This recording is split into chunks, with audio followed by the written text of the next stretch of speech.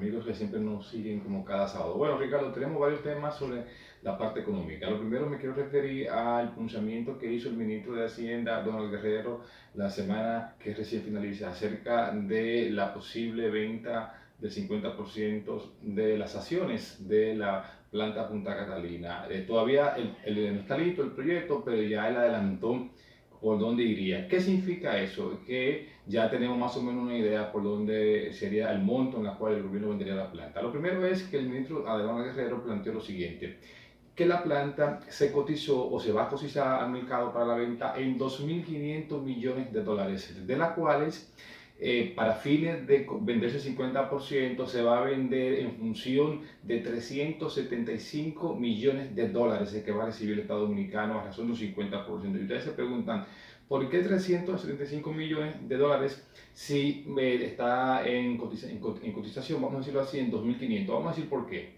¿Qué ocurre? Que el gobierno, ya extrañamente, así lo vemos nosotros, por no decir otra cosa, plantea de que esa planta tiene un valor de mercado de 2.500 millones, de la cual un 70% sería de financiamiento, que siendo alrededor de 1.750 millones de dólares, y el 30% es del capital, que viene siendo 375 millones de dólares. Ahora, ¿qué ocurre? Ocurre lo siguiente. Cuando tú analizas la composición de la construcción de esa planta, el gobierno solamente buscó de financiamiento 250 millones de dólares, no buscó 1.750 como plantea el gobierno. ¿Por qué? Por lo siguiente. Cuando cogió el por ciento, vamos a decirlo así, de 250 millones de dólares de financiamiento, fue al inicio, inmediatamente surgieron los problemas de la planta Punta Catalina, de la licitación, de que no fue transparente, no fue clara.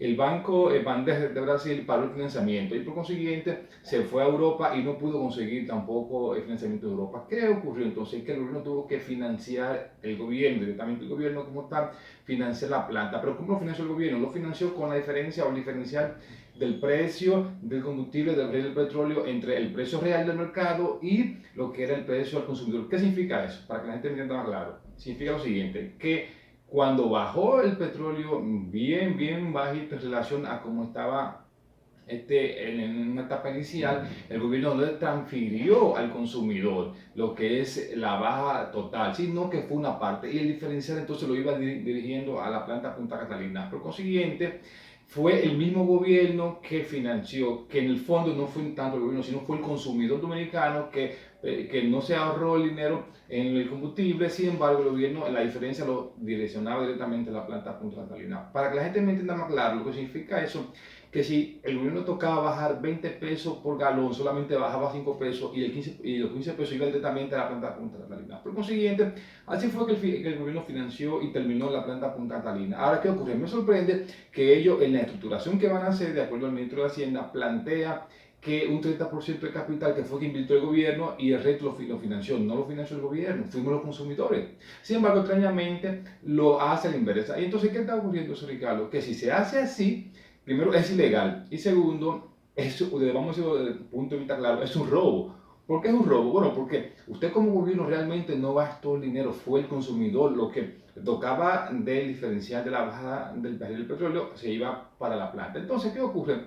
Que lo que correspondería es poner el 100% de ese monto como venta de activos, no financiamiento.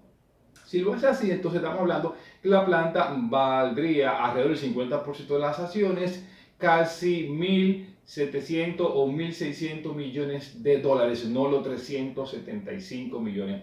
¿Ahora qué ocurre? Eso va a tener que ir al Congreso Nacional, evidentemente. Vamos a esperar que entonces que los congresistas decidan entonces no aprobar la venta de esa planta Punta Catalina. Que por cierto, es muy extraño a mí.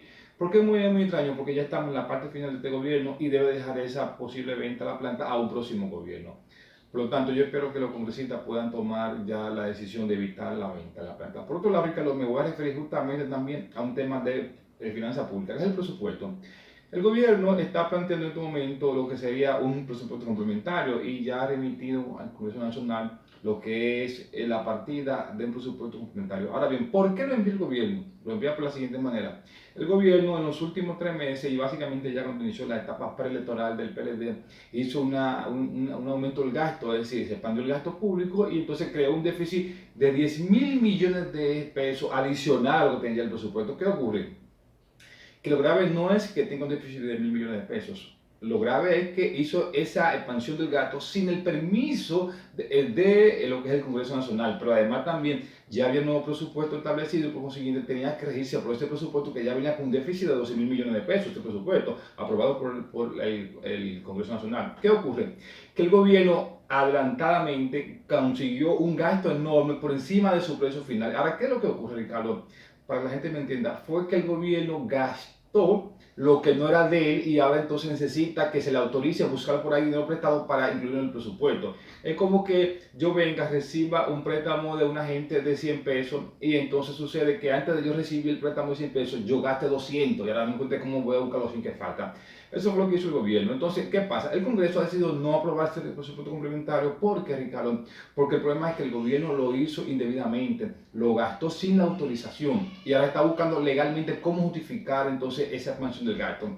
¿Qué ocurre, Ricardo? Que si no ocurre así, si ocurre como está planteado, de que no se va a hacer la expansión entonces de la aprobación del presupuesto, va a ocurrir lo siguiente, de que el gobierno va a tener que quedarse con ese déficit fiscal y entonces este año sería ya 10 mil millones adicional a lo que establece el presupuesto final, pero no solamente eso, sino también que por ese procedimiento está violando la ley de presupuesto y por consiguiente es posible ser sometido a la justicia del gobierno. Algo parecido fue lo que ocurrió en Brasil con Dilma Rousseff, que justamente expandió el gasto público por encima de lo establecido en el presupuesto, en la constitución de su país y terminó ella justamente en la justicia. Entonces, yo creo que es algo indebido que hizo el gobierno. Ojalá que los congresistas decidan entonces no aprobar este presupuesto y entonces el gobierno tenga que tomar la decisión de reducir gasto entonces en instituciones internamente, que también, dicho sea de paso, debe ser permitido por el gobierno, por el Congreso Nacional, y entonces hay que ver la situación que se va a presentar ahí. ¿Cuál sería la situación entonces para nosotros, los ciudadanos? Bueno, de que el gobierno